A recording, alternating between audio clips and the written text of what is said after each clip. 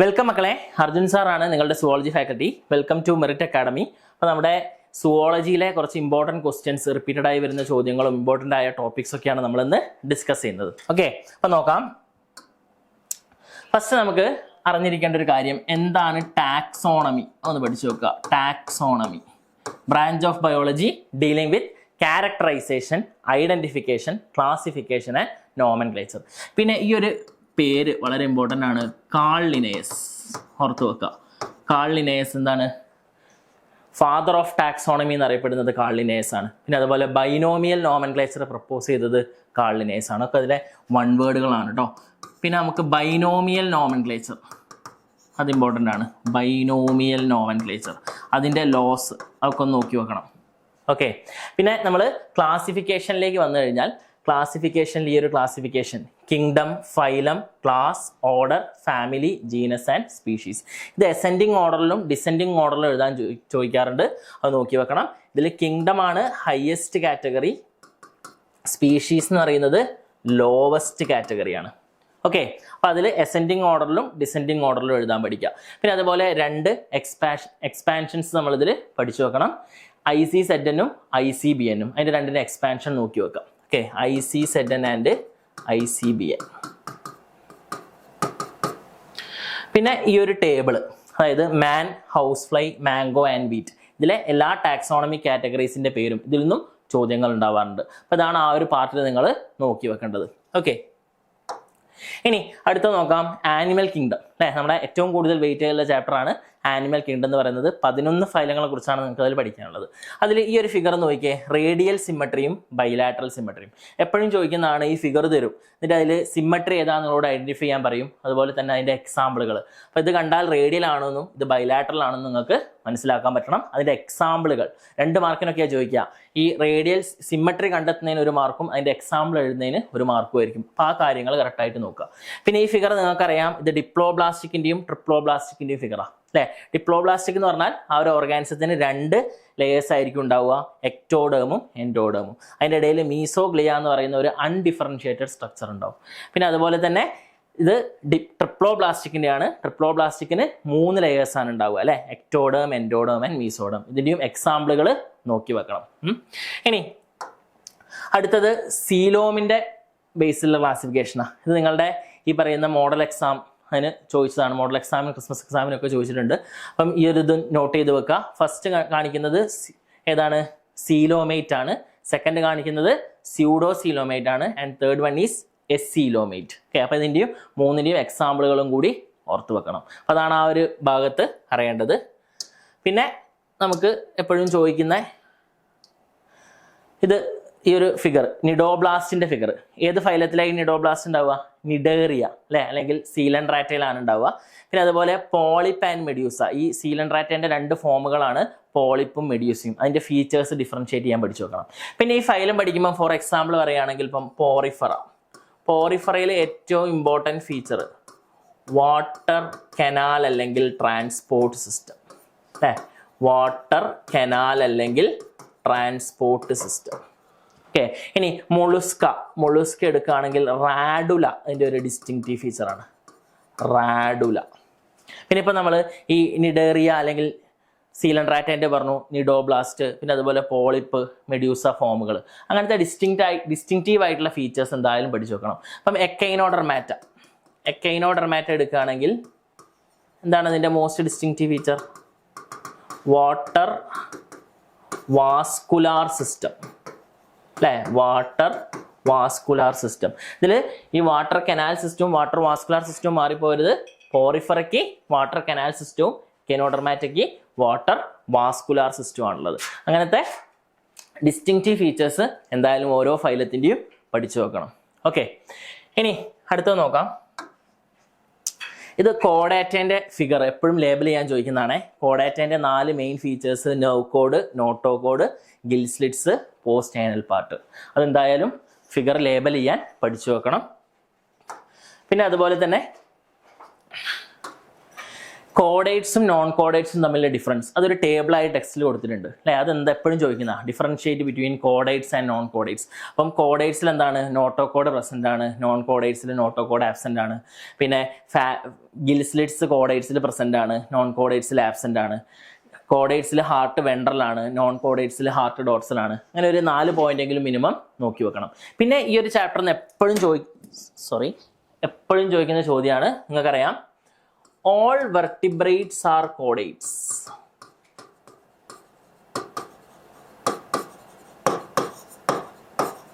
But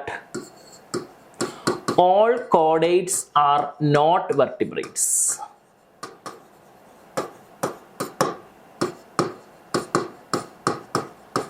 Do you agree with the statement? Substantiate. ഈ ഒരു ചാപ്റ്ററിൽ എപ്പോഴും ചോദിക്കുന്ന ചോദ്യമാണ് all vertebrates are chordates but all chordates are not vertebrates. Do you agree? Substantiate. ഈ ഒരു സ്റ്റേറ്റ്മെന്റ് വന്നു കഴിഞ്ഞാൽ ഇത് ശരിയാണ് അല്ലേ, നിങ്ങൾ എഗ്രി ചെയ്യുന്നു എന്ന് പറയണം. കാരണം എന്താ, ഈ പറയുന്ന കോഡാറ്റേനെ 3ആയിട്ട് ഡിവൈഡ് ചെയ്തിട്ടുണ്ട്. Urochordata, cephalochordata, vertebrata. ഈ 3 ക്ലാസിഫിക്കേഷനിലും 3നും നോട്ടോ കോഡ് പ്രസന്റ് ആണ്. പക്ഷേ വെർട്ടിബ്രേറ്റയ്ക്ക് മാത്രം അതെന്തായി കൺവേർട്ട് ചെയ്തു, വെർട്ടിബ്രൽ കോളം എന്ന് പറയുന്ന ഒരു സ്ട്രക്ചറായിട്ട് കൺവേർട്ട് ചെയ്തിട്ടുണ്ട്. അപ്പോൾ ഈ ഒരു ക്വസ്റ്റ്യൻ എന്തായാലും നോട്ട് ചെയ്ത് വെക്കണം. ഓക്കെ, ഇനി അടുത്തത് വെർട്ടിബ്രേറ്റേൻ്റെ ക്ലാസിഫിക്കേഷൻ നമുക്ക് പഠിക്കാനുള്ളത്. ഇതും ചോദിക്കാറുള്ളതാണ്. ഓക്കെ, വെർട്ടിബ്രേറ്റേനെ അഗ്നാത്ത, നാത്തോസ്റ്റൊമാറ്റ എന്ന് പറയുന്ന ക്ലാസിഫൈ ചെയ്തു. അഗ്നാത്തയിൽ ഒരൊറ്റ ക്ലാസ് ആണുള്ളത്, സൈക്ലോസ്റ്റൊമാറ്റ. നാത്തോസ്റ്റൊമാറ്റേനെ വീണ്ടും 2ആക്കി തിരിച്ചു, പിസസ്സും ടെട്രാപോഡ്സും. പിസസ്സിൽ വരുന്നതാണ് കോൺട്രീത്തൈസും ഓസ്റ്റീത്തൈസും. അതുപോലെ ടെട്രാപോഡയിൽ വരുന്നതാണ് amphibia, reptilia, aves and mammals. Okay, അപ്പോൾ അത് ആ ഒരു ക്ലാസിഫിക്കേഷൻ പഠിച്ചു നോക്കണം. ഇതിൽ മിസ്സിങ് തന്നിട്ട് നിങ്ങളോട് ഫില്ല് ചെയ്യാനൊക്കെ ചോദിക്കും. പിന്നെ എപ്പോഴും ചോദിക്കുന്ന ഒരു ചോദ്യം കോൺട്രീത്തൈസും ഓസ്റ്റീത്തൈസും തമ്മിലുള്ള ഡിഫറൻസസ്. അപ്പോൾ ഈ ഫിഗർ, ഈ 2 ഫിഗറും കോൺട്രീത്തൈസിലും ഓസ്റ്റീത്തൈസിലും ഈ ഫിഗർ നിങ്ങൾ ഐഡന്റിഫൈ ചെയ്യാൻ പഠിക്കണം. ഈ പേരുകളും പഠിച്ചു നോക്കണം. ഇതിൽ ഫസ്റ്റ് എ എന്ന് കൊടുത്തിരിക്കുന്നത് സ്കോളിയോഡോൺ ആണ്, ബി എന്ന് കൊടുത്തിരിക്കുന്നത് പ്രിസ്റ്റിസ. ഇത് കോൺട്രീത്തൈസിൽ വരുന്നതാ. അതുപോലെ ഓസ്റ്റീത്തൈസിൽ വരുന്നത് ഹിപ്പോ ക്യാമ്പസും കട്ട്ലിയാണ് കൊടുത്തത്. അപ്പോൾ ഈ പേരുകൾ നിങ്ങൾ ഓർക്കണം, ഇത് ഏത് ക്ലാസ്സിലാണ് പെടുന്നതെന്ന് ഓർക്കണം. പിന്നെ ചോദിക്കാറുള്ളത് ഇതിനെ ഡിഫറൻഷിയേറ്റ് ചെയ്യാനാ അല്ലേ. കോൺട്രീത്തൈസിനെയും ഓസ്റ്റീത്തൈസിനെയും ഡിഫറൻഷിയേറ്റ് ചെയ്യാൻ എന്തായാലും പഠിച്ചു നോക്കണം. മിനിമം ഒരു 5 പോയിന്റുകളെങ്കിലും കോൺട്രീത്തൈസിനെയും ഓസ്റ്റീത്തൈസിനെയും ഡിഫറൻഷിയേറ്റ് ചെയ്യുന്നത് പഠിച്ചു വെക്കണം. എന്തൊക്കെ നമുക്ക് പറയാം, കോൺട്രീത്തൈസിൽ കാർട്ടിലേജിനസ് ഫിഷാണ്, ഓസ്റ്റീത്തൈസിൽ ബോണി ഫിഷാണ്. പിന്നെ കോൺട്രീത്തൈസിൻ്റെ കേസിൽ വെൻട്രൽ മൗത്താണ്, ഓസ്റ്റീത്തൈസിൻ്റെ കേസിൽ ടെർമിനൽ മൗത്താണ്. കോൺട്രീത്തൈസിൽ പ്ലാക്കോയിഡ് സ്കെയിൽസ് ആണ്, ഓസ്റ്റീത്തൈസിൽ സൈക്ലോയിഡ് അല്ലെങ്കിൽ ടീനോയിഡ് സ്കെയിൽസ് ആണ്. അങ്ങനെ ഒരു മിനിമം 5 ഡിഫറൻസ് എങ്കിലും വെച്ചിട്ട് രണ്ടിലും പഠിച്ചു വെക്കുക. എക്സാമ്പിളുകളും ഓർത്ത് വെക്കണം. ഓക്കെ, ഇനി ആനിമൽ കിങ്ഡത്തിൽ ചോദിക്കുന്ന കുറച്ച് വൺ വേർഡുകൾ, എപ്പോഴും ചോദിക്കുന്ന വൺ വേർഡുകളാണ്. Give an example for limbless amphibia. Limbless ആംഫീബിയൻ്റെ എക്സാമ്പിൾ ചോദിക്കാറുണ്ട്. ഏതാ മക്കളെ ലിംബ്ലെസ് ആംഫീബിയൻ്റെ എക്സാമ്പിൾ എന്ന് പറയുന്നത്? ഇച്ച്തിയോപിസ്. ഇച്ച്തിയോപിസ് ആണ് ലിംബ്ലെസ് ആംഫീബിയൻ്റെ എക്സാമ്പിൾ. പിന്നെ give an example for oviparous mammal എന്ന് പറഞ്ഞ് ചോദിക്കാറുണ്ട്. ഒവിപാരസ് മാമലിൻ്റെ എക്സാമ്പിൾ അതും റിപ്പീറ്റഡ്ലി ചോദിക്കുന്നതാണ്. ഒർണിത്തോറിംഗസ് അല്ലെങ്കിൽ പ്ലാറ്റിപ്പസ്. ഒർണിത്തോറിംഗസ് അല്ലെങ്കിൽ പ്ലാറ്റിപ്പസ്. ഓക്കെ, ആ വൺ വേർഡുകളൊക്കെ ഒന്ന് ഓർത്ത് വെക്കണം. പിന്നെ അതുപോലെ ഞാൻ നേരത്തെ പറഞ്ഞ പോലെ പോറിഫറേൻ്റെ കേസിൽ വാട്ടർ കനാൽ അല്ലെങ്കിൽ ട്രാൻസ്പോർട്ട് സിസ്റ്റം, അതുപോലത്തെ ഡിസ്റ്റിങ്റ്റീവ് ആയിട്ടുള്ള ഫീച്ചേഴ്സ് എന്ത് ചെയ്യുക, ഓരോ ഫൈലത്തിലും പഠിച്ചു വെക്കുക. ഇതൊക്കെയാണ് പിന്നെ ഇതിന് റിപ്പീറ്റഡ്ലി ചോദിക്കാറുള്ള ചോദ്യങ്ങൾ. ഓക്കെ, ഇനി നമുക്ക് സ്ട്രക്ചറൽ ഓർഗനൈസേഷൻ ഫ്രോഗിൻ്റെ ചാപ്റ്ററിലേക്ക് വന്നു കഴിഞ്ഞാൽ 3 ഫിഗർ നിങ്ങൾ അതിൽ ലേബൽ ചെയ്യാൻ പഠിക്കണം. ഒന്ന് ഡൈജസ്റ്റീവ് സിസ്റ്റത്തിൻ്റെയാണ്. ഈ ഡൈജസ്റ്റീവ് സിസ്റ്റത്തിൻ്റെ ഫിഗർ പലപ്പോഴും എന്ത് ചെയ്തിട്ടുണ്ട്, ലേബൽ ചെയ്യാൻ ചോദിച്ചിട്ടുണ്ട്. അതുപോലെ തന്നെ മെയിൽ റീപ്രൊഡക്റ്റീവ് സിസ്റ്റവും ഫീമെയിൽ റീപ്രൊഡക്റ്റീവ് സിസ്റ്റവും, ഈ 3 ഫിഗറും അതിൽ നിങ്ങൾ മസ്റ്റായിട്ടും ലേബൽ ചെയ്യാൻ പഠിക്കണം. അതിൽ ഏത് വേണമെങ്കിലും ലേബൽ ചെയ്യാൻ ചോദിക്കാം. റിപ്പീറ്റഡ്ലി ചോദിച്ചുകൊണ്ടിരുന്നത് ഈ ഫീമെയിലും മെയിൽ റീപ്രൊഡക്റ്റീവ് സിസ്റ്റവും, ഒരു പ്രാവശ്യം ഡൈജസ്റ്റീവ് സിസ്റ്റവും ചോദിച്ചിട്ടുണ്ട്. അപ്പോൾ ഈ 3 ഫിഗറും നിങ്ങൾ അതിൽ ലേബൽ ചെയ്യാൻ പഠിക്കാം. പിന്നെ ഇതിൽ ഓർക്കേണ്ടത് നിക്റ്റിറ്റേറ്റിംഗ് മെംബ്രെയിൻ, അതെപ്പോഴും ഒരു വൺ വേർഡ് ആയിട്ട് ചോദിക്കുന്ന നിക്റ്റിറ്റേറ്റിംഗ് membrane. The membrane which protects the eyes of frog while in water. അങ്ങനെയാണ് നിക്റ്റിറ്റേറ്റിംഗ് മെംബ്രെയിൻ എന്ന് വിളിക്കുക. പിന്നെ അതുപോലെ തന്നെ സെക്ഷുവൽ ഡൈമോർഫിസം ഇൻ ഫ്രോഗ്സ്. എന്താണ് സെക്ഷുവൽ ഡൈമോർഫിസം എന്ന് പറഞ്ഞു കഴിഞ്ഞാൽ മെയിൽ ഫ്രോക്സിനെയും ഫീമെയിൽ ഫ്രോക്സിനെയും എക്സ്റ്റേണൽ ഫീച്ചേഴ്സ് വെച്ചിട്ട് ഐഡന്റിഫൈ ചെയ്യാൻ പറ്റും. അതിനെയാണ് എന്ത് വിളിക്കുക? Sexual dimorphism. ഓക്കെ, അപ്പം അതൊന്ന് ഓർത്ത് വെക്കുക, അതും ചോദിക്കാറുണ്ട്. പിന്നെ ഫ്രോഗിൻ്റെ ബ്രെയിനിൻ്റെ പാർട്സ്, അത് നിങ്ങളുടെ ലാസ്റ്റ് ഇപ്പം മോഡൽ എക്സാമിനും ചോദിച്ചിട്ടുണ്ട് അല്ലേ. ബ്രെയിനിൻ്റെ പാർട്സ് നിങ്ങൾക്കറിയാം, four brain, mid brain, hind brain എന്ന് പറഞ്ഞ് ഡിവൈഡ് ചെയ്തിട്ടുണ്ട്. അതിൽ ഫോർ ബ്രെയിനിൽ കാണുന്ന സ്ട്രക്ചേഴ്സാണ് സെറിബ്രൽ ഹെമിസ്ഫിയർ, ഓൾഫാക്ടറി ലോബ്, അതുപോലെ ഡയൻസെഫലോൺ. മിഡ് ബ്രെയിനിൽ കാണുന്നത് ഒപ്റ്റിക് ലോബാണ്. ഹൈൻഡ് ബ്രെയിനിൽ കാണുന്നത് മിഡില്ല ഒബ്ലാങ്കട്ടിയും സെറിബെല്ലും. അപ്പോൾ ആ ബ്രെയിനിൻ്റെ പാർട്സ് കറക്റ്റായിട്ട് പഠിച്ചു വെക്കണം. ഇതിൽ പല രീതിയിലും ചോദ്യങ്ങൾ ഉണ്ടാവാറുണ്ട്. പിന്നെ ഒരു വൺ വേർഡും കൂടി ഓർത്ത് വെക്കുക, larval stage of frog.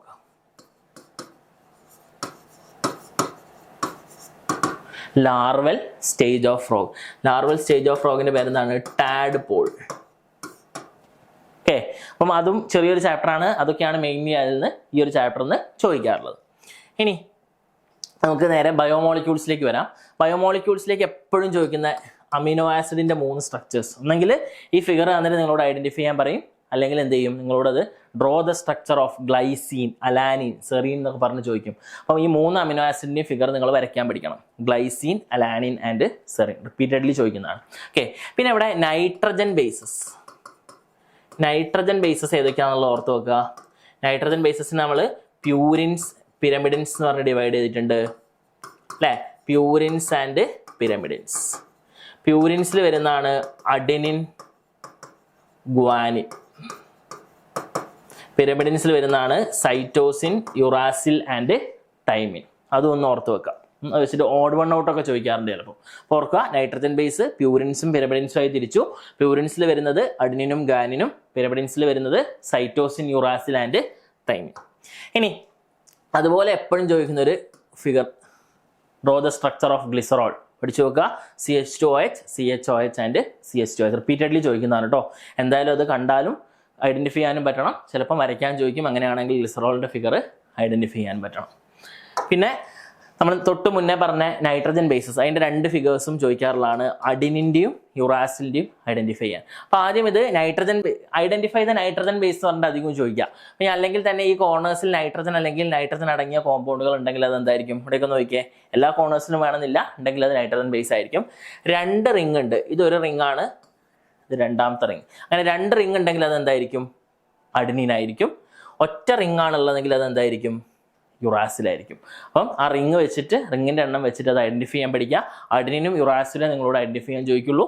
അഡിനിന് 2 ring ഉണ്ടാവും, യുറാസിലിന് ഒറ്റ റിങ് ആണ് ഉണ്ടാവുക. ഓക്കെ, ഇനി അടുത്തത് ആക്ടിവേഷൻ എനർജി ഗ്രാഫ്. അപ്പോൾ ഇതിൽ നമുക്ക് ആദ്യം അറിയേണ്ടത് എൻസൈംസ് അല്ലേ. എൻസൈംസ് എന്താണ്? ബയോളജിക്കൽ കാറ്റലിസ്റ്റ് ആണ്. കാറ്റലിസ്റ്റ് എന്ന് പറഞ്ഞാൽ they increase the rate of the reaction. അപ്പം എങ്ങനെയാണ് enzymes rate of the reaction കൂട്ടുക? അതാണ് ഈ ഒരു ഗ്രാഫ് കൊണ്ട് ഉദ്ദേശിക്കുന്നത്. അപ്പോൾ ഈ ഗ്രാഫിൻ്റെ പേര് ആലോചിച്ച് വെക്കുക, ആക്ടിവേഷൻ എനർജി ഗ്രാഫ്. ഈ ഗ്രാഫ് തന്നിട്ട് ഇത് എന്ത് ഗ്രാഫാന്നൊക്കെ പറഞ്ഞ് ചോദിക്കും. എന്താണ്? Activation energy graph. ഓക്കെ, പിന്നെ ഇതിൽ ഈ 2 പാർട്ട്, ഇത് A, B എന്നിട്ട് തന്നിട്ട് നിങ്ങളോട് ഫില്ല് ചെയ്യാനൊക്കെ ചോദിക്കാറുണ്ട്. അപ്പോൾ ഈ ഗ്രാഫ് കറക്റ്റായിട്ട് പഠിച്ചു വെക്കണം. ഓക്കെ, അപ്പോൾ ഇത് ഈ ഹൈറ്റിൽ കാണിച്ചിരിക്കുന്നത് ആക്ടിവേഷൻ എനർജി വിതൗട്ട് എൻസൈമും, രണ്ടാമത് കാണിച്ചിരിക്കുന്നത് ആക്ടിവേഷൻ എനർജി വിത്ത് എൻസൈമും. പിന്നെ അതിൽ ചോദിക്കുന്ന ഒരു ചോദ്യമാണ്, എങ്ങനെയാണ് enzymes rate of the reaction കൂട്ടുന്നതെന്ന്. അപ്പം enzymes rate of the reaction കൂട്ടുന്നത് എങ്ങനെയാണ്? By decreasing activation energy. Activation energy കുറച്ചിട്ടാണ് എന്ത് ചെയ്യുന്നത്? Enzymes rate of the reaction കൂട്ടുന്നത്. ഓക്കെ, അപ്പോൾ ഈ ഗ്രാഫ് ഇമ്പോർട്ടൻ്റ് ആണ്, അതെന്തായാലും പഠിച്ചു നോക്കണം. ഇനി അടുത്തത് പ്രോട്ടീൻ്റെ സ്ട്രക്ചേഴ്സ്. ഇതും നിങ്ങളോട് മോഡൽ എക്സാമിനൊക്കെ ചോദിക്കുന്നതാണ്. പ്രോട്ടീൻ സ്ട്രക്ചർ ഏതൊക്കെയാണ്? Primary, secondary, tertiary, quaternary. ഇത് ഐഡന്റിഫൈ ചെയ്യാനും ചോദിക്കും. അതുപോലെ തന്നെ ഇതിന് സബ് ക്വസ്റ്റ്യൻസ്, കുറേ സബ് ക്വസ്റ്റ്യൻസ് ഉണ്ടാവാറുണ്ട്. ഫോർ എക്സാമ്പിൾ പറയുകയാണെങ്കിൽ, name the protein structures which are 2 dimensional. 2 dimensional ആയിട്ട് സ്ട്രക്ചേഴ്സ് ഏതൊക്കെയാണ്? പ്രൈമറിയും സെക്കൻഡറിയും എന്താണ്? 2 ഡയമെൻഷനാണ്. പിന്നെ 3 ഡയമെൻഷണൽ ഏതാണെന്ന് ചോദിക്കും. ഇതിൽ ടെറിഷറിയും ക്വാട്ടർണറിയും എന്താണ്? 3 ഡയമെൻഷനിലാണ്. പിന്നെ ചോദിക്കുന്ന ഒരു ചോദ്യം, give an example for protein having quaternary structure. Quaternary സ്ട്രക്ചറിൻ്റെ എക്സാമ്പിൾ ഹീമോഗ്ലോബിൻ ഒരു എക്സാമ്പിളാണ്. പിന്നെ give an example for protein which is necessary for biological activity of proteins. അപ്പോൾ ഏതാണ്? 3 ഡയമെൻഷനിലാണ് ബയോളജിക്കൽ ആക്ടിവിറ്റിക്ക് ഇമ്പോർട്ടൻ്റ് ആയിട്ടുള്ളത്. അപ്പം നിറയെ ക്വസ്റ്റ്യൻസ് ഈ ഒരു പാട്ടിൽ നിന്ന് ഉണ്ടാവാറുണ്ട്. അപ്പോൾ ആ സ്ട്രക്ചറിൻ്റെ പേരുകളും അതിൻ്റെ ഫീച്ചേഴ്സും ഒക്കെ കറക്റ്റ് പഠിച്ചു വെക്കണം. പിന്നെ അതുപോലെ ഇത് ഐഡൻറ്റിഫൈ ചെയ്യാനും പഠിച്ചു വെക്കണം.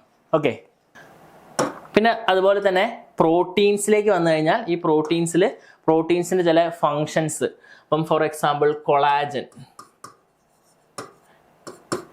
ഇൻസുലിൻ, ഇതിൻ്റെയൊക്കെ ഫങ്ഷൻസ് ചോദിക്കാറുണ്ട്. ഇപ്പോൾ കൊളാജൻ എന്താണ്? ഇന്റർ സെല്ലുലാർ ഗ്രൗണ്ട് സബ്സ്റ്റൻസ് ആയിട്ട് ആക്ട് ചെയ്യും. ഒരു ടേബിൾ ഉണ്ട് ടെക്സ്റ്റിൽ, അത് നോക്കി പഠിക്കുക. ഇന്റർ സെല്ലുലാർ ഗ്രൗണ്ട് സബ്സ്റ്റൻസ് ആയിട്ട് ആക്ട് ചെയ്യും. ഇൻസുലിൻ ഒരു ഹോർമോൺ ആയിട്ട് ആക്ട് ചെയ്യും. അങ്ങനത്തെ കുറച്ച് ഫങ്ഷൻസ് ഒരു ടേബിളിൽ കൊടുത്തിട്ടുണ്ട്. ആ ഫങ്ഷൻസ് എന്ത് ചെയ്യണം? പഠിക്കണം. പിന്നെ 2 വൺ വേർഡുകൾ ഈ ഭാഗം ചോദിക്കാറുണ്ട്. Name the most abundant protein in the animal world. Animal വേൾഡിലുള്ള മോസ്റ്റ് അബണ്ടന്റ് പ്രോട്ടീൻ ഒരു വൺ വേർഡ് ആണ്. കൊളാജൻ ആണ് ആനിമൽ വേൾഡിലുള്ള മോസ്റ്റ് അബണ്ടന്റ് പ്രോട്ടീൻ. ഇനി ഈ ഭാഗത്ത് തന്നെ വേറെ ചോദിക്കുന്ന ഒരു വൺ വേർഡ് ആണ്. Name the most abundant protein in whole of the biosphere. Rubisco ആണ് most abundant protein in whole of the biosphere. ആ വൺ വേർഡുകളും കൂടി ഒന്ന് നോട്ട് ചെയ്ത് വെക്കുക. പിന്നെ നിങ്ങൾക്ക് എൻസൈംസിന്റെ ക്ലാസിഫിക്കേഷൻ, അതും മാത്സ് ഫോളോയിങ്ങിനൊക്കെ എപ്പോഴും ചോദിക്കുന്നതാ. എൻസൈംസ് ഏതൊക്കെ ടൈപ്പുള്ളത്? ഓക്സിഡോ റിഡക്റ്റേസസ്, അല്ലെ, ലയേസസ്, ലിഗേസസ്, ട്രാൻസ്ഫറേസസ് എന്നൊക്കെ നിങ്ങൾ പഠിച്ചിട്ടുണ്ട്. അപ്പോൾ ആ ക്ലാസിഫിക്കേഷൻ കറക്റ്റായിട്ട് പഠിച്ചു വെക്കണം എൻസൈംസിന്റെ. പിന്നെ കോ ഫാക്ടർ, ഇതും ഒരു ഇമ്പോർട്ടൻറ്റ് ചോദ്യമാണ്. കോ ഫാക്ടർ ഇതാണ്. ഈ കോ ഫാക്ടർ എന്ന് പറഞ്ഞാൽ non protein part of an enzyme, അതാണ് കോ ഫാക്ടർ, അല്ലെ. കോ ഫാക്ടറിനെ 3 ഡിവൈഡ് ചെയ്തിട്ടുണ്ട്. എപ്പോ എൻസൈം, സോറി, കോ എൻസൈം, മെറ്റൽ അയോൺസ്. അങ്ങനെ ആ ക്ലാസിഫിക്കേഷനും എന്ത് ചെയ്യുക? പഠിച്ചു വെക്കുക. അതിൻ്റെ എക്സാമ്പിളുകളും കൂടി എന്ത് ചെയ്യണം? നോട്ട് ചെയ്ത് വെക്കണം. പ്രോസ്റ്ററ്റിക് ഗ്രൂപ്പും കൂടി ഇല്ലേ, പ്രോസ്റ്ററ്റിക് ഗ്രൂപ്പ്. ഓക്കെ, അതാണ് കോ ഫാക്ടറിന്റെ കേസിൽ വരുന്നത്. അപ്പം ഇതൊക്കെയാണ് ബയോമോളിക്യൂൾസിലെ റിപ്പീറ്റഡ്ലിയും ഇമ്പോർട്ടൻ്റ് ആയി ചോദിക്കുന്ന ചോദ്യങ്ങൾ. ഓക്കെ, ഇനി അടുത്തത് നമുക്ക് breathing and exchange of gases. Breathing and exchange of ഗ്യാസസിൽ ആദ്യം അറിയേണ്ടത് inspiration, mechanism of inspiration and expiration. ഇൻസ്പിരേഷൻ്റെയും എക്സ്പിരേഷൻ്റെയും മെക്കാനിസം, അല്ലേ. അപ്പം അതിൽ ആദ്യമായിട്ട് അറിയേണ്ടത് എന്താ? ഇതിൽ ഇൻവോൾവ് ആയിട്ടുള്ള മസിൽസ് ഏതാണ്? അപ്പം ഇൻസ്പിരേഷൻ്റെ കേസിൽ എന്ത് ചെയ്യും? ആ മസിൽസ്, ഇപ്പോൾ ഡയഫ്രം ഒരു മസിലാണ് ഇൻവോൾവ് ആയിട്ടുള്ളത്, അതുപോലെ എക്സ്റ്റേണൽ ഇന്റർകോസ്റ്റൽ മസിൽ. ഇൻസ്പിരേഷൻ്റെ കേസിൽ ഈ മസിലുകളൊക്കെ എന്ത് ചെയ്യും? കൺട്രാക്ട് ചെയ്യും. എക്സ്പിരേഷൻ്റെ കേസിൽ റിലാക്സ് ചെയ്യും. അപ്പോൾ ആ ഡിഫറൻസസ് കറക്റ്റായിട്ട് പഠിച്ചു വെക്കുക. പിന്നെ ഒരു VIP ക്വസ്റ്റ്യൻ എപ്പോഴും ചോദിക്കുന്ന ചോദ്യം, ഈ ഒരു ഫിഗർ തരും, ഈ ഒരു ഗ്രാഫ് തരും, ഐഡന്റിഫൈ ദ ഗ്രാഫ് എന്ന് പറഞ്ഞ് ചോദിക്കും. എന്താണിത്? Oxygen dissociation curve. എന്താണ്? Oxygen dissociation curve. അത് പഠിച്ചു വെക്കണം. പിന്നെ ഈ ഓക്സിഡേഷൻ ഡിസോസിയേഷൻ കർവിന്റെ ഷേപ്പ് ഓഫ് ദ ഗ്രാഫ് ചോദിക്കാറുണ്ട്. സിഗ്മോയിഡ് കർവ് എന്നാണ് അതിന്റെ പേര്, സിഗ്മോയിഡ് കർവ് എന്നാണ്. പിന്നെ ഇതിനെ എഫക്റ്റ് ചെയ്യുന്ന ഫാക്ടേഴ്സ് ചോദിക്കാറുണ്ട്. ഏതൊക്കെയാ? PO2, PCO2, H+ ion concentration and temperature.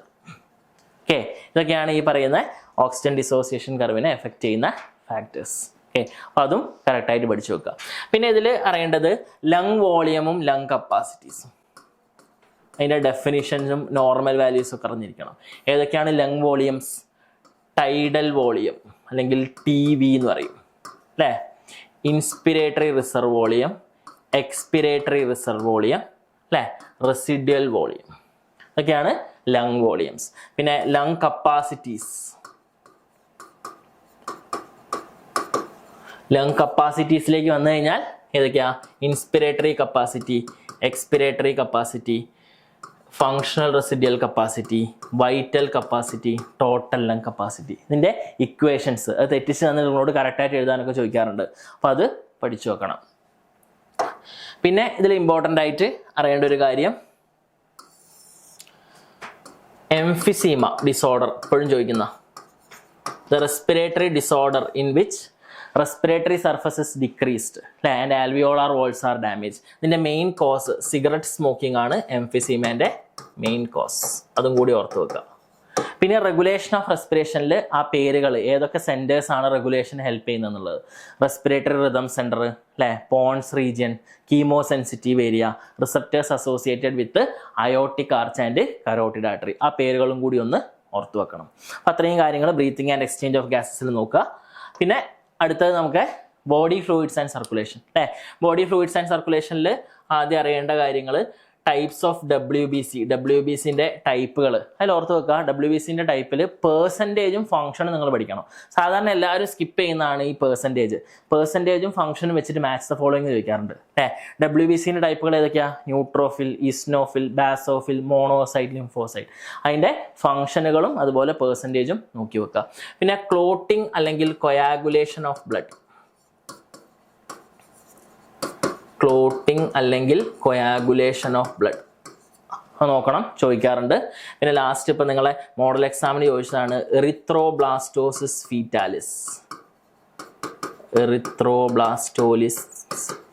Fetalis. Okay, അതായത് മദർ RH നെഗറ്റീവും കുട്ടി RH പോസിറ്റീവ് ആയും വരുമ്പോൾ കുട്ടിക്ക് ഉണ്ടാവുന്ന പ്രോബ്ലം ആണ് എന്ത്? Erythroblastosis fetalis. അപ്പം അത് നോക്കി വെക്കുക. പിന്നെ അതുപോലെ തന്നെ ബ്ലഡ് ഗ്രൂപ്പിംഗ് അല്ലേ, അതിൽ യൂണിവേഴ്സൽ ഡോണർ ഏതാണ്, യൂണിവേഴ്സൽ റെസിപ്പിയൻ്റ് ഏതാണ്, പിന്നെ അതുപോലെ നമ്മൾ blood grouping AB and O, അതിൽ ആൻറ്റിജൻ ഏത്, ആൻറ്റിബോഡി ഏത്, ആർക്കൊക്കെ കൊടുക്കാം, റിസീവ് ചെയ്യാൻ എന്നുള്ള കാര്യങ്ങളൊക്കെ ഒന്ന് നോക്കി വെക്കുക. പിന്നെ അതുപോലെ തന്നെ ഈ ECG, നമ്മൾ നേരത്തെ ഓക്സിജൻ ഡിസോസിയേഷൻ കർവ് ഇമ്പോർട്ടൻ്റ് പറഞ്ഞതുപോലെ ഒരു VIP ക്വസ്റ്റ്യൻ ആണ് ഇത് ECG. അപ്പോൾ ഈ ഒരു ഫിഗർ തരും, ഇത് ഐഡൻറ്റിഫൈ ചെയ്യാൻ പറയും. എന്താണിത്? ECG ആണ് അല്ലേ, ഇലക്ട്രോ കാർഡിയോഗ്രാം ആണ്. ഇലക്ട്രോ കാർഡിയോഗ്രാഫ് എന്ന് എഴുതരുത്. എന്താ ഇലക്ട്രോ കാർഡിയോഗ്രാഫ് എന്ന് പറഞ്ഞാൽ ഈ ഒരു ഇലക്ട്രിക്കൽ ആക്ടിവിറ്റി റെക്കോർഡ് ചെയ്യുന്ന മെഷീൻ്റെ പേരാണെന്ത്? Electrocardiograph. ഇതെന്താണ്? Electrocardiogram. പിന്നെ ഇതിൽ ഓരോ വേവുകൾ, P wave, QRS wave and T wave, അതും ഇപ്പോഴും ചോദിക്കുന്നതാണ്. P വേവ് എന്തിനാ റെപ്രസെന്റ് ചെയ്യുക? ഏട്രിയൽ ഡീപോളറൈസേഷൻ അല്ലേ. ഇനി QRS വേവ് എന്തിനാ റെപ്രസെന്റ് ചെയ്യുക? Ventricular depolarisation.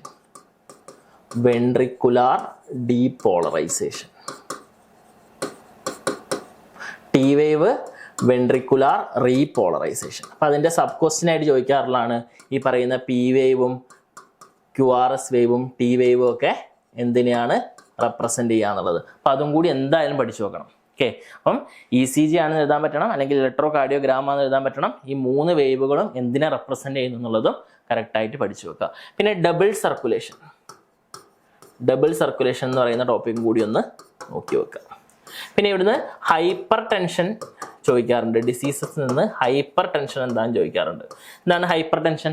Blood pressure 120/80 mmHg ആണ് നോർമൽ ബ്ലഡ് പ്രഷർ എന്ന് പറയുന്നത്. അത് കൂടുന്ന കണ്ടീഷനാണ് നമ്മൾ എന്ത് വിളിക്കുക? ഹൈപ്പർ ടെൻഷൻ എന്ന് വിളിക്കുക. ഓക്കെ, അപ്പം അത്രയും കാര്യങ്ങൾ ഈ പറയുന്ന ബോഡി ഫ്ലൂയിഡ്സ് ആൻഡ് സർക്കുലേഷൻ നിങ്ങൾ നോക്കി വെക്കണം. പിന്നെ നമുക്ക് നേരെ എക്സ്ക്രീഷനിലേക്ക് വന്നു കഴിഞ്ഞാൽ, എക്സ്ക്രീഷനിൽ ആദ്യം അറിയേണ്ടത് അമോണോടെലിസം, യൂറിയോടെലിസം, യൂറിക്കോടെലിസം. ഈ മൂന്നിൻ്റെയും ഡിഫറൻസസും എക്സാമ്പിളുകളും പഠിക്കണം. ഏതൊക്കെയാണ്? അമോണോടെലിസം, യൂറിയോടെലിസം, യൂറിക്കോടെലിസം. അമോണോടെലിസം എന്ന് പറഞ്ഞാൽ എന്താ? Process of excreting ammonia. Ureotelism എന്ന് പറഞ്ഞാൽ process of excreting urea. Uricotelism എന്ന് പറഞ്ഞാൽ process of excreting uric acid. ഇതിൻ്റെ എക്സാമ്പിളുകൾ ഇമ്പോർട്ടൻ്റ് ആണ്, അത് പഠിക്കണം. പിന്നെ അതുപോലെ തന്നെ ഈ പറയുന്ന നെഫ്രോണിൻ്റെ സ്ട്രക്ചർ ലേബൽ ചെയ്യാൻ ക്രിസ്മസ് എക്സാമിന് ചോദിച്ചിട്ടുണ്ട്. അതുപോലെ തന്നെ ചോദിക്കുന്നതുമാണ്. അപ്പോൾ അത് ലേബൽ ചെയ്യാൻ കറക്റ്റ് പഠിച്ചു വെക്കണം, ഈ പറയുന്ന നെഫ്രോണിൻ്റെ സ്ട്രക്ചർ. ഓക്കെ, പിന്നെ ഇതിൽ അറിയേണ്ടത് യൂറിൻ ഫോർമേഷൻ്റെ സ്റ്റെപ്പുകൾ. അതിൻ്റെ സബ് ക്വസ്റ്റ്യൻ ആയിട്ട് അതിൻ്റെ ഉള്ളിൽ നിന്ന് കുറേ ചോദ്യങ്ങൾ ഉണ്ടാവാറുണ്ട്. Urine formation. അപ്പോൾ യൂറിൻ ഫോർമേഷന് 3 സ്റ്റെപ്പുകളാണുള്ളത്. ഏതൊക്കെയാ? Glomerular filtration, reabsorption and tubular secretion അല്ലേ. പിന്നെ അവിടെ നിന്ന് ചോദിക്കുന്ന ഒരു ചോദ്യമാണ് GFR. അതിൻ്റെ ഫുൾ ഫോമും ഡെഫിനിഷനും ഒക്കെ ചോദിക്കാറുണ്ട്. Glomerular filtration rate, the amount of filtrate formed by kidneys per minute. ഇതിൻ്റെ നോർമൽ വാല്യൂ 125 ml/minute ആണെന്നൊക്കെ ചോദിക്കും. പിന്നെ അതുപോലെ തന്നെ ഒരു GFR ഒരു ദിവസം 180 liters ഉണ്ടാവുന്നുണ്ട്. പക്ഷെ പുറത്തേക്ക് കളയുന്ന യൂറിൻ 1 to 1.5 liters മാത്രമേ ഉള്ളൂ. അത് എന്തുകൊണ്ടാണെന്നൊക്കെ ചോദിക്കാറുണ്ട്. എന്തുകൊണ്ടാണ്? Because more than 99% of filtrate is reabsorbed. ഉണ്ടാവുന്ന ഫിൽട്രേറ്റിൻ്റെ 99% മുകളിലും എന്ത് ചെയ്യുന്നുണ്ട്? റീഅബ്സോർബ് ചെയ്യപ്പെടുന്നുണ്ട്. അതുകൊണ്ടാണ് യൂറിൻ ഔട്ട്പുട്ട് 1 to 1.5 liters മാത്രമായിട്ട് നിൽക്കുന്നത്. ഓക്കെ, പിന്നെ ഈ പറയുന്ന ഈ ഒരു സ്ട്രക്ചർ ഇമ്പോർട്ടൻ്റ് ആണ്. ഇത് തന്നിട്ട് നിങ്ങളോട് ഐഡന്റിഫൈ ദ സ്ട്രക്ചർ എന്ന് പറഞ്ഞ് ചോദിക്കും. അപ്പോൾ എന്താണ്? മാൽഫീജൻ ബോഡി അല്ലെങ്കിൽ റീനൽ കോർപ്പസൽ, അതായത് ബൗമാൻസ് ക്യാപ്സ്യൂളും പിന്നെ അതുപോലെ തന്നെ ഈ ഗ്ലോമറുലസും അതിന് ഒരുമിച്ച് വിളിക്കുന്ന പേരാണെന്ത്? മാൽഫീജൻ ബോഡി അല്ലെങ്കിൽ റീനൽ കോർപ്പസൽ. അപ്പോൾ ഇത് തന്നു കഴിഞ്ഞാൽ നെഫ്രോൺ എഴുതി വെക്കരുത്. നെഫ്രോണിൻ്റെ ഇത്രയും പാർട്ട് അതിനെ വിളിക്കുന്ന പേരെന്താണ്? മാൽഫീജൻ ബോഡി അല്ലെങ്കിൽ റീനൽ കോർപ്പസൽ എന്നാണ്. ഓക്കെ, പിന്നെ ഇതിൽ നിന്ന് ചോദിക്കുന്ന ചോദ്യങ്ങൾ റെഗുലേഷൻ ഈ പറയുന്ന കിഡ്നീൻ്റെ റെഗുലേഷൻ എന്ന് ചോദിക്കാറുണ്ട്. യൂറിൻ ഔട്ട്പുട്ട് റെയിനി സീസണിൽ കൂടും, അല്ലെങ്കിൽ ബോഡി ഫ്ലൂയിഡ് കൂടുമ്പോൾ കൂടും. ഹോട്ട് അല്ലെങ്കിൽ സണ്ണി ഡേയ്സിൽ ഈ പറയുന്ന യൂറിൻ ഔട്ട്പുട്ട് കുറയും. എന്തുകൊണ്ടാണെന്നൊക്കെ പറഞ്ഞ് ചോദിക്കും. എന്താ ADH സെക്രീഷൻ്റെ ബേസിസിലാണ് ഇത് വരുന്നത്, അത് നോക്കി വെക്കണം. പിന്നെ റെനിൻ ആൻജിയോടെൻസിൻ മെക്കാനിസം അത് നോക്കി വെക്കുക. Renin angiotensin mechanism.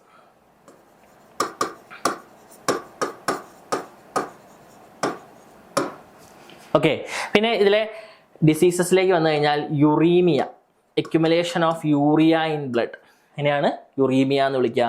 അതിന് ചെയ്യുന്ന ട്രീറ്റ്മെൻ്റ് ആണ് ഹീമോഡയാലിസിസ് അല്ലെങ്കിൽ ഡയാലിസിസ് എന്നൊക്കെ നമ്മൾ വിളിക്കും. ഹീമോഡയാലിസിസ് അല്ലെങ്കിൽ ഡയാലിസിസ്. ഇതിൻ്റെ സ്റ്റെപ്പുകൾ പഠിച്ചു വെക്കണം. ഹീമോഡയാലിസിൻ്റെ ഒരു 6 സ്റ്റെപ്പുകൾ നമ്മൾ പഠിച്ചിട്ടുണ്ട്. അത് കറക്റ്റ് ഓർഡറിൽ പഠിച്ചു വെക്കുക. അത് തെറ്റിച്ച് തന്നിട്ട് കറക്റ്റായിട്ട് എഴുതാനൊക്കെ ചോദിക്കും. പിന്നെ ചോദിക്കാറുള്ളത് ഈ കിഡ്നിക്ക് ചെയ്യുന്ന ട്രീറ്റ്മെൻറ്റ്, സർജിക്കൽ ട്രീറ്റ്മെൻറ്റ് എന്താണെന്നൊക്കെ പറഞ്ഞ് ചോദിക്കും. കിഡ്നി ട്രാൻസ്പ്ലാന്റേഷൻ ആണത്. ഓക്കെ, അപ്പോൾ ആ കാര്യങ്ങളൊക്കെ നോക്കി വെക്കുക. പിന്നെ നമ്മൾ നേരെ ലോക്കോമോഷൻ ആൻഡ് മൂവ്മെൻറ്റിലേക്ക് വന്നു കഴിഞ്ഞാൽ, ലോക്കോമോഷനിൽ നിങ്ങൾക്ക് ആദ്യം അറിയേണ്ടത് ടൈപ്പ് ഓഫ് മൂവ്മെൻറ്റുകൾ അല്ലേ? ഏതൊക്കെയാ?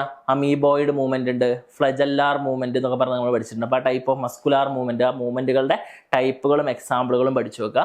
പിന്നെ ഈ 2 ഫിഗർ വളരെ ഇമ്പോർട്ടൻ്റ് ആണ്. ഫസ്റ്റ് വൺ ആക്റ്റിൻ്റെ ഫിഗറാണ്, സെക്കൻഡ് വൺ മയോസിൻ്റെ. ഇത് ലേബൽ ചെയ്യാനും പഠിക്കണം, ചോദിക്കാറുണ്ട്. ആക്റ്റിൻ്റെയും മയോസിൻ്റെയും സ്ട്രക്ചർ ഐഡൻറ്റിഫൈ ചെയ്യാനും ലേബൽ ചെയ്യാനും പഠിക്കണം.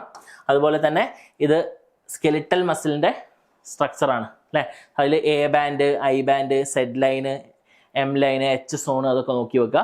ഇതിൽ ചോദിക്കുന്ന 1 word, the distance between 2 successive zed line, 2 അടുത്തടുത്തുള്ള സെഡ് ലൈൻ തമ്മിലുള്ള ഡിസ്റ്റൻസിന് വിളിക്കുന്ന പേരെന്താണ്? സാർക്കോമിയർ എന്നാണ്.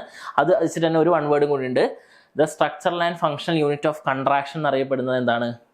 സാർക്കോമിയർ ആണ്. ഓക്കെ, അത് ഓർത്ത് വെക്കുക.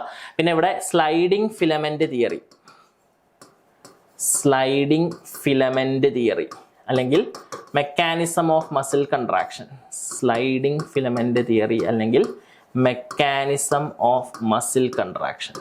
ഇതിൻ്റെ സ്റ്റെപ്പുകൾ എന്ത് ചെയ്യണം? കറക്റ്റ് ഓർഡറിൽ എഴുതാൻ പഠിക്കണം. സ്റ്റെപ്പുകൾ തെറ്റിച്ച് തന്നിട്ട് നിങ്ങളോട് കറക്റ്റ് ഓർഡറിലൊക്കെ എഴുതാൻ ചോദിക്കും, അപ്പോൾ അത് പഠിക്കുക. പിന്നെ റെഡ് മസിലും വൈറ്റ് മസിലും തമ്മിലുള്ള difference, red muscle and white muscle. Myoglobin, മയോഗ്ലോബിൻ്റെ കണ്ടന്റ് അടിസ്ഥാനത്തിലാണ് നമ്മൾ എന്ത് ചെയ്യുന്നത്? റെഡ് മസിൽ നിന്നും വൈറ്റ് മസിൽ നിന്നും പറഞ്ഞിരിക്കുന്നത്. അപ്പോൾ അതിൻ്റെ ഫീച്ചേഴ്സ് ഡിഫറൻഷ്യേറ്റ് ചെയ്യാനൊക്കെ പറഞ്ഞ് ചോദിക്കും, അപ്പോൾ അത് നോക്കി വെക്കുക.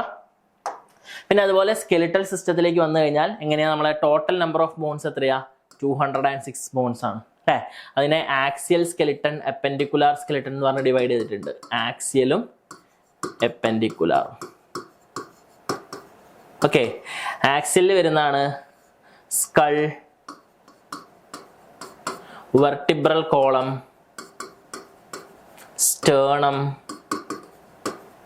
And ribs. ഓക്കെ, ഇതിൽ റിബ്സിൻ്റെ ക്ലാസിഫിക്കേഷൻ നിങ്ങളോട് മോഡലിൽ ചോദിച്ചിട്ടുണ്ടായിരുന്നു. അപ്പോൾ ക്ലാസിഫിക്കേഷൻ ഒക്കെ നോക്കി വെക്കണം. എപ്പൻഡിക്കുലാറിൽ വരുന്ന ഏതൊക്കെയാ? Bones of four limb,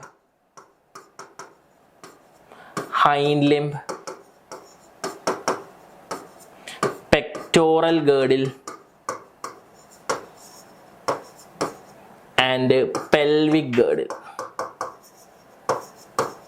okay, കാര്യങ്ങളൊക്കെ ഒന്ന് നോക്കി വെക്കുക. പിന്നെ ജോയിൻസിന്റെ ക്ലാസിഫിക്കേഷനും അതുപോലെ എക്സാമ്പിളുകളും അതും ചോദിക്കാറുണ്ട്. ഓക്കെ, ഇനി അടുത്ത നമുക്ക് ന്യൂറൽ കൺട്രോൾ. ന്യൂറൽ കൺട്രോളിൽ ഈ പറയുന്ന ഫിഗർ, ന്യൂറോണിന്റെ സ്ട്രക്ചർ നിങ്ങൾ പഠിച്ചു വെക്കണം, ലേബൽ ചെയ്യാൻ പഠിച്ചു വെക്കണം. പിന്നെ അതുപോലെ സിനാപ്സിന്റെ ഫിഗറും എന്ത് ചെയ്യണം? ലേബൽ ചെയ്യാൻ പഠിച്ചു വെക്കണം. രണ്ടും എപ്പോഴും ചോദിക്കുന്നതാണ്. പിന്നെ ബ്രെയിനിന്റെ ഡിവിഷൻസ്, ബ്രെയിനിനെ fore brain, mid brain, hind brain എന്ന് പറഞ്ഞ് ഡിവൈഡ് ചെയ്തിട്ടുണ്ട് അല്ലേ? അതിൻ്റെ വരുന്ന സ്ട്രക്ചേഴ്സ് ഏതൊക്കെയാണെന്നുള്ള കറക്റ്റ് നോക്കി വെക്കുക. പിന്നെ പോളറൈസ്ഡ് സ്റ്റേറ്റിലും ഡീപോളറൈസ്ഡ് സ്റ്റേറ്റിലുള്ള ന്യൂറോണിന്റെ സ്ട്രക്ചർ എന്ത് ചെയ്യണം? വരയ്ക്കാൻ പഠിക്കണം. ഓക്കെ, ഇനി ലാസ്റ്റ് വൺ കെമിക്കൽ കോർഡിനേഷനിലേക്ക് വന്നു കഴിഞ്ഞാൽ ഈ ഒരു ഫിഗർ ഇമ്പോർട്ടൻ്റ് ആണ്. ഈ പറയുന്ന ഹൈപ്പോതലാമസും പിറ്റ്യൂട്ടറി ഗ്ലാൻഡും തമ്മിലുള്ള റിലേഷൻ കാണിക്കുന്ന ഫിഗറാണ്. ഇത് ലേബൽ ചെയ്യാൻ ചോദിക്കാറുണ്ട്. ഓക്കെ, പിന്നെ അതുപോലെ പിറ്റ്യൂട്ടറി ഗ്ലാൻഡ് പ്രൊഡ്യൂസ് ചെയ്യുന്ന ഹോർമോൺ എക്സ്പാൻഡ് ചെയ്യാനൊക്കെ ചോദിക്കും. അപ്പം LH luteinising hormone, FSH follicle stimulating hormone, GnRH gonadotropin releasing hormone. ആ ഹോർമോണുകളുടെ പേരുകളൊക്കെ പഠിച്ചു വെക്കുക. പിന്നെ അതുപോലെ തന്നെ ഈ ഒരു ഗ്ലാൻഡ് ഏതാന്നൊക്കെ ചോദിക്കും തന്നിട്ട്. അപ്പം കിഡ്നീൻ്റെ മുകളിൽ കാണുന്ന ഏതാ? അഡ്രിനൽ ഗ്ലാൻഡാ. അഡ്രിനൽ ഗ്ലാൻഡിൽ കോർട്ടക്സും ഉണ്ട്, മെഡുല്ലിയും ഉണ്ട്. അപ്പോൾ ആ കോർട്ടക്സും മെഡുല്ലിയും അതിൻ്റെ കാര്യങ്ങളൊക്കെ നോക്കി വെക്കുക. പ്രൊഡ്യൂസ് ചെയ്യുന്ന ഹോർമോൺസും ഫങ്ഷൻസും ഒക്കെ നോക്കി വെക്കണം. പിന്നെ അതുപോലെ ചോദിക്കുന്നത് mechanism of hormone action. Mechanism of hormone ആക്ഷനിൽ ഈ രണ്ടും നിങ്ങൾ പഠിച്ചു വെക്കണം. പ്രോട്ടീൻ ഹോർമോണിൻ്റെയും അതുപോലെ സ്റ്റിറോയിഡ് ഹോർമോണിൻ്റെയും ഉണ്ട്. ഇത് പ്രോട്ടീൻ ഹോർമോണിൻ്റെയാണ്, സ്റ്റിറോയിഡ് ഹോർമോണിൻ്റെയാണ്. അപ്പോൾ ഇതിലൊക്കെ A, B, C എന്ന് മിസ്സിങ് ഇട്ട് തരും. എന്നിട്ട് നിങ്ങളോട് ഫില്ല് ചെയ്യാനൊക്കെ പറയും. അപ്പോൾ ആ രണ്ട് ഈ പറയുന്ന മെക്കാനിസവും നിങ്ങൾ കറക്റ്റ് പഠിച്ചു വെക്കുക. മിസ്സിങ് ഉള്ളത് നിങ്ങൾക്ക് ഫില്ല് ചെയ്യാൻ പറ്റണം. പിന്നെ ചോദിക്കാറുള്ളതിൽ ആൻറ്റഗോണിസ്റ്റ് ഹോർമോൺസ് ഏതൊക്കെയാണെന്ന് ചോദിക്കാറുണ്ട്. ആൻറ്റഗോണിസ്റ്റ് എന്താണ് ഈ ആൻറ്റഗോണിസ്റ്റ് എന്ന് പറഞ്ഞാൽ? ഹാവിങ് ഓപ്പോസിറ്റ് ആക്ഷൻ എന്നാണ് അർത്ഥം അല്ലേ? അങ്ങനെ ഒരു എക്സാമ്പിളാണ് ഇൻസുലിനും ഗ്ലൂക്കോഗണും. Insulin and ഗ്ലൂക്കോഗൺ. ഇനി വേറെ ഒന്നാണ് പാരാതൈറോയിഡ് ഹോർമോണും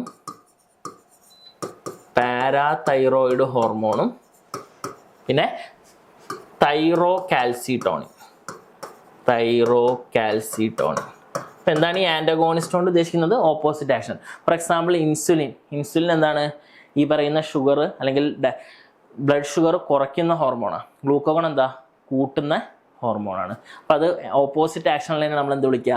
ആൻറ്റഗോണിസ്റ്റ് എന്ന് വിളിക്കുക. അപ്പോൾ അത് നോക്കി വെക്കാം. ഓക്കെ. പിന്നെ അതുപോലെ തന്നെ ഇത്രയും കാര്യങ്ങളാണ് ഈ പറയുന്ന കെമിക്കൽ കോർഡിനേഷനിൽ മെയിനായിട്ട് അറിയേണ്ട കാര്യങ്ങൾ. അപ്പോൾ ഇത് മിനിമം ഇത്രയും കാര്യങ്ങളെങ്കിലും നിങ്ങൾ എന്ത് ചെയ്യണം? ഒരു എക്സാമിന് പഠിച്ചിരിക്കണം. അപ്പം എല്ലാവർക്കും all the best. Thank you.